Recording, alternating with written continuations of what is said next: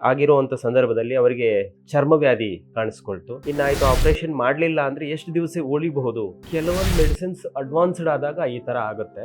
ರೋಗ ಯಾವ ರೀತಿ ಬಂದಿದೆ ಅನ್ನೋದು ನಾವು ಪರ್ಟಿಕ್ಯುಲರ್ ಅಕ್ಯೂಟ್ ಆಗಿ ನಾವು ಹೇಳಲಿಕ್ಕೆ ಬರೋದಿಲ್ಲ. ಬಂದ ಮೇಲೆ ಚಿಕಿತ್ಸೆ ಅಂತೂ ನಮ್ಮ ಆಯುರ್ವೇದದಲ್ಲಿ ಖಂಡಿತ ಇದೆ. ನಾವು ಗಿಡಕ್ಕೆ ಹೇಗೆ ನೀರು ಹಾಕ್ತೀವಿ ಅದು ಪ್ರಸನ್ನತೆಯಾಗಿ ಪಾಸಿಟಿವ್ ಆಗಿರುತ್ತೆ. ಕಾಲಾಂತರದಲ್ಲಿ ನಾವು ನೋಡಿದಾಗ ಈ ತರ ವ್ಯಾಧಿಗಳಿಗೆ ಮರುರೂಪದಲ್ಲಿ ಹೆಸರುಗಳಿದ್ದೀವಿ.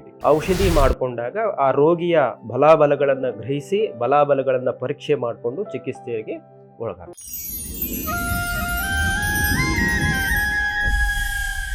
ಎಲ್ಲರಿಗೂ ನಮಸ್ತೆ. ಮೀಡಿಯಾ ಬಜಾರ್ಗೆ ಸ್ವಾಗತ. ನಾನು ಮಮತಾ ಶ್ರೀ ಐನಾಪುರ್. ಇವತ್ತು ನಾವು ಬ್ಲ್ಯಾಕ್ ಫಂಗಸ್ ಬಗ್ಗೆ ಮಾತಾಡ್ತಿದ್ದೀವಿ.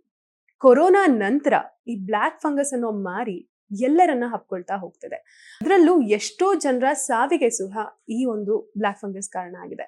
ಹಾಗಿದ್ರೆ ಬ್ಲ್ಯಾಕ್ ಫಂಗಸ್ಗೆ ಕಾರಣ ಏನು, ಅದರ ಲಕ್ಷಣಗಳೇನು, ಅದಕ್ಕೆ ಚಿಕಿತ್ಸೆ ಯಾವ ರೀತಿ ಇರುತ್ತೆ, ಇದ್ರ ಬಗ್ಗೆ ಸಂಪೂರ್ಣ ವಿವರವನ್ನ ತಿಳಿದುಕೊಳ್ಳೋಕೆ ಇವತ್ತು ನಮ್ಮ ಜೊತೆಗೆ ಖ್ಯಾತ ಆಯುರ್ವೇದಿಕ್ ವೈದ್ಯರಾದ ಲೋಕೇಶ್ ಟೆಕೆಲ್ ಅವರು ನಮ್ಮ ಜೊತೆಗಿದ್ದಾರೆ. ಬನ್ನಿ ಅವ್ರನ್ನ ಸ್ವಾಗತಿಸೋಣ. ನಮಸ್ತೆ ಸರ್, ಈ ಒಂದು ನಿಮ್ಮ ಜರ್ನಿ ಏನಿದೆ, ಮಿನಿಸ್ಟರ್ಸ್ ಗಳಿಂದನೇ ಪ್ರಾರಂಭ ಆಗಿರೋದು. ಬೊಮ್ಮಾಯಿ ಸರಿಂದ ಇರ್ಬೋದು, ಲಕ್ಷ್ಮಣ್ ಸವದಿ ಅವರಿಂದ ಇರ್ಬೋದು. ಅವರ ಕಾಂಟ್ಯಾಕ್ಟ್ ಹೇಗೆ, ನಿಮ್ಮ ಒಂದು ಪ್ರತಿಭೆ ಅವ್ರಿಗೆ ಹೇಗೆ ತಿಳಿತಾ ಹೋಯ್ತು? ಆಮೇಲೆ ಬ್ಲ್ಯಾಕ್ ಫಂಗಸ್ಗೆ ಬರ್ತಾ ಹೋಗೋಣ. ಈಗ ನಾನು ಉತ್ತರ ಕರ್ನಾಟಕದಲ್ಲಿ ಗದಗ ಜಿಲ್ಲೆಯ ಮುಂಡ್ರಗಿ ಪ್ರಾಂತ್ಯದಲ್ಲಿ ಕಪ್ಪದಗುಡ್ಡ ಅಂತ ಒಂದು ಇದಿದೆ. ಸೊ ಅಲ್ಲಿ ಬಹಳ ವರ್ಷಗಳಿಂದ ನಾನು ಪ್ರಾಕ್ಟೀಸ್ ಮಾಡ್ತಾ ಇದ್ದೆ. ನನ್ನ ಒಂದು ವೈದ್ಯಕೀಯ ಶಿಕ್ಷಣಕ್ಕೋಸ್ಕರ ನಾನು ಹೋಗಿದ್ದೆ. ಅಂಥ ಸಂದರ್ಭದಲ್ಲಿ ಒಂದು ಪೇಷಂಟು, ಎರಡು ಪೇಷಂಟು ಈ ಥರ ನೋಡ್ತಾ ನೋಡ್ತಾ ನೋಡ್ತಾ ಸಾವಿರಾರು ಜನ ಆದಾಗ ಅವರು ಮುಖ್ಯವಾಹಿನಿಗೆ ಬರುವಂತಹ ಒಂದು ಅವ್ರ ಗಮನಕ್ಕೆ ಹೋದಂಥ ಸಂದರ್ಭದಲ್ಲಿ ಬ್ಲ್ಯಾಕ್ ಫಂಗಸ್ ಆಗಿದೆ. ಇದಕ್ಕೆ ಮುಂಚಿತವಾಗಿ ತಾವು ಹೇಳಿದಾಗ ಲಕ್ಷ್ಮಣ್ ಸವದಿ ನಮ್ಮ ರಾಜ್ಯದ ಉಪಮುಖ್ಯಮಂತ್ರಿಗಳಾಗಿದ್ದರು. ಹಾಗಾಗಿ ಆಗಿರುವಂಥ ಸಂದರ್ಭದಲ್ಲಿ ಅವರಿಗೆ ಚರ್ಮವ್ಯಾಧಿ ಕಾಣಿಸ್ಕೊಳ್ತು. ತದನಂತರ ಅವರು ಪ್ರತಿಷ್ಠಿತ ಕೆಲವೊಂದು ಆಸ್ಪತ್ರೆಗಳಲ್ಲಿ ತೋರಿಸ್ಕೊಂಡ್ರೂ ಸಹ ಅವರಿಗೆ ಫಲಕಾರಿ ಆಗದೇ ಇರುವಂಥ ಸಂದರ್ಭದಲ್ಲಿ ನನ್ನನ್ನು ಸಂಪರ್ಕ ಮಾಡಿ ನಂತರ ಚಿಕಿತ್ಸೆಯನ್ನು ಅವರಿಗೆ ಪ್ರಾರಂಭ ಮಾಡಿದೆ. ಆವಾಗ ಸಂಪೂರ್ಣ ಅವರು ಅದರಿಂದ ಗುಣಮುಖರಾಗಿದ್ದಾರೆ. ಇದು ನಮ್ಮ ಅಧಿವೇಶನದಲ್ಲಿ ಸಹ ಅವರು ಪ್ರಸ್ತಾವನೆ ಮಾಡಿರುವಂಥದ್ದು. ಆಗ ನನಗೆ ಈ ಬ್ಲ್ಯಾಕ್ ಫಂಗಸ್ ಅನ್ನುವಂಥ ಕೇಸನ್ನು ನನಗೆ ಕೊಡ್ತಾರೆ. ನಾನು ಪರ್ಮಿಷನ್ಗಂತ ಹೋಗಿದ್ದೆ. ನಾನು ಕರೋನಾ ಸಂದರ್ಭದಲ್ಲಿ ಸಾಕಷ್ಟು ಜನ ರಾಜ್ಯದಲ್ಲಿ ಪಾಪ ಇದಾಗ್ತಾ ಇದ್ರು, ತುಂಬ ಆ ಒಂದು ವೈರಸ್ಸಿಂದ ಸಮಸ್ಯೆ, ಸಾಕಷ್ಟು ಜನ ಅದಕ್ಕೆ ಔಷಧಿ ಇರಲಾರ್ದೆ. ಸೊ ಆಯುರ್ವೇದದಲ್ಲಿ ತುಂಬ ಈಸಿಯಾಗಿ ಗುಣಪಡಿಸುವಂತಹ ವಿಧಾನಗಳು ಅದನ್ನು ನಾವು ಸಾಕಷ್ಟು ಜನಕ್ಕೆ ಕೊಟ್ಟು ಸಾವಿರಾರು ಜನಕ್ಕೆ ಅದಾದ ನಂತರ ಅವರಲ್ಲಿ ಒಂದು ಇದನ್ನೆಲ್ಲ ತಗೊಂಡು ಹೋದಾಗ ನಮಗೆ ಇದಕ್ಕೆ ಅನುಮತಿ ಕೊಡಿ, ಸರ್ಕಾರದಿಂದ, ರಾಜ್ಯ ಸರ್ಕಾರದಿಂದ ಪರ್ಮಿಷನ್ಸ್ ಕೊಡಿ ಅಂತ ಹೇಳ್ಬಿಟ್ಟು ಹೋದಂಥ ಸಂದರ್ಭದಲ್ಲಿ ಈ ಬ್ಲ್ಯಾಕ್ ಫಂಗಸ್ ಬಗ್ಗೆ ಅವ್ರು ಹೇಳ್ತಾರೆ. ಸೊ ಈ ಥರ ನಮ್ಮ ಕ್ಷೇತ್ರದಲ್ಲಿ ಆನಂದ್ ಕುಲಲಿ ಅಂತ ಒಬ್ಬರಿಗೆ ಇಂಜಿನಿಯರ್ ಅವ್ರಿಗೆ ಬ್ಲ್ಯಾಕ್ ಫಂಗಸ್ ಆಗಿದೆ, ನೀನೇನಾದರೂ ಮಾಡ್ಲಿಕ್ಕಾಗುತ್ತಾ ಅಂತ. ಸೊ ಆಗೇನು ಮಾಡಿದ್ದಾರೆ, ಆನಂದ್ ಕುಲಾಲಿ ಅನ್ನೋ ವ್ಯಕ್ತಿಯನ್ನು ಬೆಂಗಳೂರಿಂದ ಅವರನ್ನು ರಿಟರ್ನ್ ಅವನಿಗೆ ಕಳಿಸಿದ್ದಾರೆ. ಅಂದರೆ ಕಣ್ಣು ತೆಗಿಬೇಕು, ನಂತರ ಈ ಕೆಲವೊಂದು ಪಾರ್ಟ್ಸ್ ತೆಗಿಬೇಕು ಅಂದಾಗ ಮನೆಯವರು ಅದು ಒಪ್ಪಲಾರದೆ, ಇಲ್ಲ ಮತ್ತೆ ಕಣ್ಣು ತೆಗೆದ್ರೆ ಅವರು ಉಳಿಲಿಕ್ಕೆ ಸಾಧ್ಯ ಅಂತ ಹೇಳಿ ಅವರೆಲ್ಲ ಡಿಸ್ಕಸ್ ಮಾಡಿ, ಇನ್ನಾಯ್ತು ಆಪರೇಷನ್ ಮಾಡಲಿಲ್ಲ ಅಂದರೆ ಎಷ್ಟು ದಿವಸ ಉಳಿಬಹುದು ಅಂತ. ಬಹಳ ಅಂದರೆ ಒಂದು 3-4 ದಿವಸ ಉಳಿಬಹುದು ಅಂತ. ಸೊ ನಾವು ಹೋಗಿರೋದು 2ನೇ ದಿವಸ, ಇನ್ನು 1 ಡೇ ಮಾತ್ರ ಇದೆ ಟೈಮ್. ಅಂತಹ ಸಂದರ್ಭದಲ್ಲಿ ಅವರು ಅವಾಗಿನ DCMನ ಒಬ್ಬ ಒಂದು ಸೆಕ್ರೆಟರಿ ಆಗಿರತಕ್ಕಂತಹ ನಮ್ಮ ಬಿರಾದರ್ ಸರ್ ಅಂತ ಹೇಳಿ ಅವ್ರ ರಿಪೋರ್ಟ್ಸ್ ಎಲ್ಲನೂ ತರಿಸ್ಕೊಂಡು ನೋಡಿದ್ರು. ನಾನು ಫಿಸಿಕಲಿ ಆ ಪೇಷಂಟನ್ನು ನೋಡಬೇಕಾಗಿತ್ತು. ಸೊ ನೋಡಿ ನಾಡಿಯನ್ನು ಚೆಕ್ ಮಾಡಬೇಕಾಗಿತ್ತು. ತದನಂತರ ಅಲ್ಲಿಂದ ನಾವು ಬ್ಯಾಂಗ್ಳೂರಿಂದ ನಮ್ಮನ್ನು ಅಲ್ಲಿ ಕಳಿಸ್ಕೊಟ್ರು. ಅವ್ರಿಗೆ ಬೆಳಗಾಂ ಹತ್ರ ಮದಭಾವಿ ಅಂತ ಒಂದು ಊರು, ಅಲ್ಲಿ ಕಳಿಸ್ಕೊಟ್ಟಂತಹ ಸಂದರ್ಭದಲ್ಲಿ ಅವರೆಲ್ಲ ಚೆಕ್ ಮಾಡಿ ಹೇಳಿದೆ, ಸರ್ ನಾನು ಇದನ್ನು ರೆಡಿ ಮಾಡ್ತೀನಿ ಅಂತ. ಸೊ ಆವಾಗ ಅದು ಭಗವಂತ ಬೈ ದ ಗ್ರೇಸ್ ಆಫ್ ಸದ್ಗುರುವಿನ ಆಶೀರ್ವಾದ, ಏನು ನಮ್ಮ ಋಷಿಮುನಿಗಳು ಕೊಟ್ಟಿರ್ತಕ್ಕಂತಹ ರೆಫರಲ್ಸ್ ಏನಿದೆ, ಆ ಗುರುಮುಖೇನ ಬಂದಿರತಕ್ಕಂತಹ ಒಂದು ಇದನ್ನು ಪ್ರಾರಂಭ ಮಾಡಿದ್ವಿ.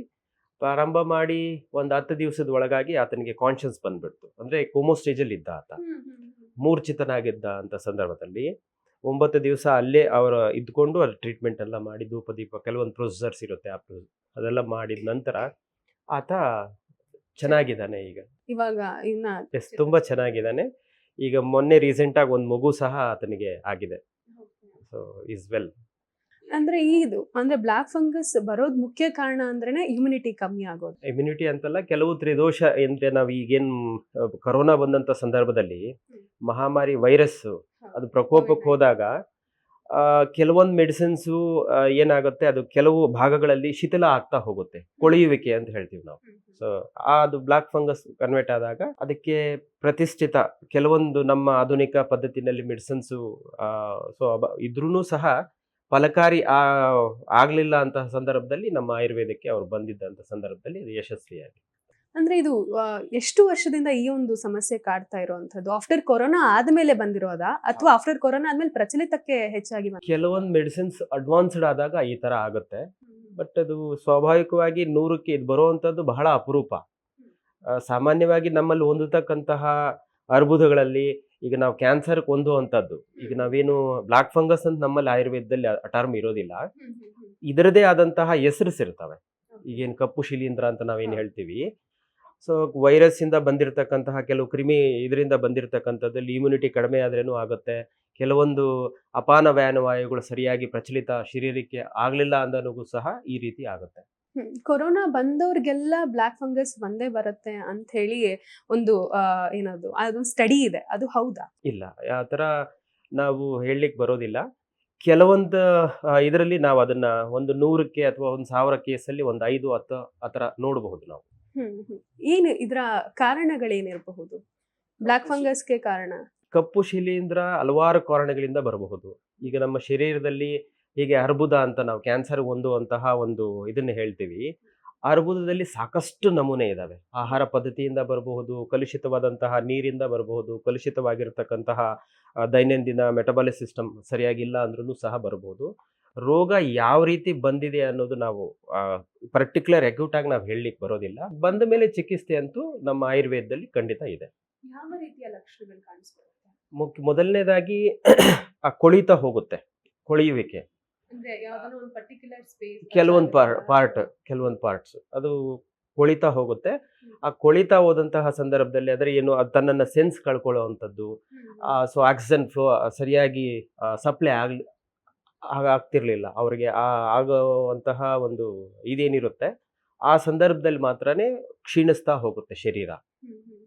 ನಾವು ಗಿಡಕ್ಕೆ ಹೇಗೆ ನೀರು ಹಾಕ್ತೀವಿ, ಅದು ಪ್ರಸನ್ನತೆಯಾಗಿ ಪಾಸಿಟಿವ್ ಆಗಿರುತ್ತೆ. ನಾವು ನೋಡಿದಾಗ ತನ್ನ ಚೈತನ್ಯ ಶಕ್ತಿಯನ್ನ ನಾವು ಈಸಿಯಾಗಿ ಕಾಣಿಸುತ್ತೆ. ಸೊ ಒಂದು 2 ದಿವಸ ನೀರು ಹಾಕ್ಲಿಲ್ಲ ಅಂದಾಗ ತನ್ನ ಪ್ರಸನ್ನತೆಯನ್ನ, ತನ್ನ ಪ್ರೆಸೆಂಟೆನ್ಸ್ ಅನ್ನ ಕಳ್ಕೊಳ್ತಾ ಬರುತ್ತೆ. ಏನಾದ್ರು ಇವಾಗ ನಾರ್ಮಲ್ ಜ್ವರ ಅಂತ ಹೇಳಿದಾಗ ಒಂದೊಂದು ಮೈ ಬಿಸಿ ಆಗುವಂತಹದ್ದು, ಕೆಮ್ಮು ಬರುವಂತಹದ್ದು, ಈ ತರದ್ ಏನಾದ್ರು ಇರುತ್ತೆ. ಬ್ಲಾಕ್ ಫಂಗಸ್ ಅಂತ ಗೊತ್ತಾಗೋದು ಅಂದ್ರೆ ಆ ಕೊಳೆಯುವಿಕೆಯಿಂದಾನೇ ಗೊತ್ತಾಗುತ್ತೆ, ಅದಕ್ಕಿಂತ ಮುಂಚೆ ಕಾಣಿಸ್ಕೊಳ್ಳುತ್ತೆ, ಜೂಮ್ ಕಾಣಿಸ್ಕೊಳ್ಳುತ್ತೆ, ಹಲವಾರು ನಮೂನೆ ಇದಾವೆ. ಅದರಲ್ಲಿ ತುಂಬಾ ವಿಭಿನ್ನವಾಗಿ ಕಾಣಿಸುವಂತ ಒಂದು 4-5 ಲಕ್ಷಣಗಳು ಇರ್ತವೆ ಅವರಲ್ಲಿ. ಸೊ ವಿಶೇಷವಾಗಿ ಬಂದು ನೋವು ಇರುತ್ತೆ ಪರ್ಟಿಕ್ಯುಲರ್ ಪಾರ್ಟ್ ಅಲ್ಲಿ, ನಂತರ ನಮ್ನೆಸ್ ಇರುತ್ತೆ, ಜೋಮ್ ಬರುವಂಥದ್ದು ಇರುತ್ತೆ, ಸುಸ್ತು ಜಾಸ್ತಿ ಇರುತ್ತೆ. ಇದರ ಲಕ್ಷಣಗಳು. ಎಷ್ಟು ತಿಂಗಳ ಕಾಲ ಅವ್ರು ಸಫರ್ ಮಾಡ್ಬೇಕು ಇದನ್ನ? ಇದು ಬಹುಶಃ ತಿಂಗಳನ್ನ ಅನ್ಸೋಕ್ ಬರೋದಿಲ್ಲ, ಕೆಲವು ದಿನಗಳಲ್ಲೇನೆ ಕೆಲವೊಂದು ನಮ್ಮ ರಾಜ್ಯದಲ್ಲಿ ಕಾಣಿಸ್ಕೊಂಡಿರ್ತಕ್ಕಂತಹ ಕೇಸಸ್ ಅಲ್ಲಿ ಒಂದು 4-5 ಆಗಿದಾವೆ ಇದು ಇಲ್ಲಿ ತನಕ. ಬಹಳ ಅಂದ್ರೆ ನಾವು ಇನ್ನೂ ಇದರಲ್ಲಿ ಹೋಗ್ತಾ ಹೋಗ್ತಾ ಹೋಗ್ತಾ ಇದರಲ್ಲಿ ಪ್ರಚಲಿತ ಮುಂದೆ ನಾವು ತ್ರೇತಾ, ತೃತಿ, ದ್ವಾಪರ ಏನು ನಾವು ಕಾಲಾಂತರದಲ್ಲಿ ನಾವು ನೋಡಿದಾಗ ಈ ತರ ವ್ಯಾಧಿಗಳಿಗೆ ಮರುರೂಪದಲ್ಲಿ ಹೆಸರುಗಳಿದ್ದೀವಿ ಇದಕ್ಕೆ. ಶಿಲೀಂಧ್ರ, ಈಗೇನು ಕಪ್ಪು ಶಿಲೀಂಧ್ರ ಅಂತ ನಾವು ಹೇಳ್ತೀವಿ, ಅದಕ್ಕೆ ಗ್ಯಾಂಗ್ರೀನ್ ಅನ್ನ ಹೋಲ್ತಕ್ಕಂಥದ್ದು, ಕೊಳೆಯುವಿಕೆ ಬರ್ತಕ್ಕಂಥದ್ದು ಹಲವಾರು ಬ್ಲಡ್ ಸರ್ಕ್ಯುಲೇಷನ್ ಇಲ್ದೇನೂ ಆಗಬಹುದು, ಅಥವಾ ಸರಿಯಾದಂತಹ ರಿಚೆಸ್ಟ್ ಆಕ್ಸಿಜನ್ ಸಪ್ಲೈ ಆಗಲಿಲ್ಲ ಅಂದ್ರೂ ಆ ಥರ ಆಗುತ್ತೆ. ಈ ಒಂದು ಮೂಲ ಕಾರಣ ಬಂದು ತನ್ನ ತ್ರಿದೋಷದ ಒಂದು ಇದರಿಂದ ಅದು ಡೆವಲಪ್ಮೆಂಟ್ ಆಗುತ್ತೆ. ಯಾವ ರೀತಿಯ ಚಿಕಿತ್ಸೆ ಇರುತ್ತೆ ಬ್ಲಾಕ್ ಫಂಗಸ್ಗೆ? ನಮ್ಮ ಆಯುರ್ವೇದದಲ್ಲಿ ಹೇಳಿರೋ ಹಾಗೆ ಘೃತಗಳಿದ್ದಾವೆ, ಮತ್ತೆ ಪಾಕಗಳಿದ್ದಾವೆ. ರಸಾಯನ ಶಾಸ್ತ್ರದಲ್ಲಿ ಅದಕ್ಕೆ ಅದರದೇ ಆದಂತಹ ಸಿಂಧೂರ ಅಂತ ಹೇಳ್ತೀವಿ ನಾವು. ಸೊ ಭಸ್ಮಗಳು, ಈ ಭಸ್ಮಗಳ ಪ್ರಿಪ್ರೇಷನ್ ಇಂದ ಘೃತಗಳಿಗೆ ಕನ್ವರ್ಟ್ ಮಾಡಿ ತುಪ್ಪ ಹಾಗೂ ಅಂದ್ರೆ ಆಕಳನ ಒಂದು ಈ ತುಪ್ಪ, ಆ ತುಪ್ಪವನ್ನ ತಗೊಂಡು ಕೆಲವೊಂದು ಈ ವನಸ್ಪತಿಗಳ ಮೂಲು, ಬೇರು, ತೊಗಟೆ ಇವೇನು ನಾವು ಯೂಸ್ ಮಾಡ್ತೀವಿ, ಅದನ್ನ ಒಂದು ಪಾಕ ಮಾಡ್ಕೊಳ್ತೀವಿ, ಅದನ್ನ ಘೃತ ಅಂತ ಹೇಳ್ತೀವಿ. ಘೃತ ಅಂದ್ರೆ ಆಕಳ ಒಂದು ತುಪ್ಪ ಇರುತ್ತೆ, ನಂತರ ಜೇನು ತುಪ್ಪನೂ ಇರುತ್ತೆ. ಇವ ಸಮ್ಮಿಶ್ರಣದಿಂದ ಅಡಿಗೆ ಅಂದ್ರೆ ವೈದ್ಯನಾಗಿರ್ತಕ್ಕಂಥವನು ಆ ವಿಧಿವಿಧಾನಗಳನ್ನು ಅನುಸರಿಸಿ ಆ ಒಂದು ಅಡಿಗೆ ಅಂತ ಔಷಧಿ ಅಂತ ಮಾಡ್ಕೊಳ್ತೀವಿ.